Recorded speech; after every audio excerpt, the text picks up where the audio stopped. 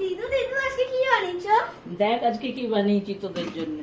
তোর সব ফেভারিট জিনিস বানিয়েছি আজকে। দেখবি কি কি বানিয়েছি।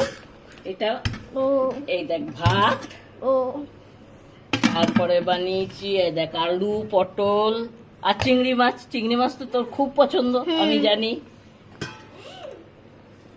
আর এইটা বানিয়েছি তোর আমের চাটনি।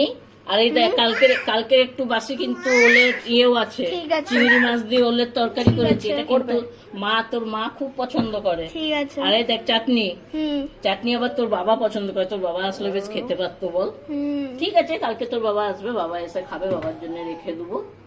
হ্যাঁ, আর আর এইটাতে করেছি ডাল।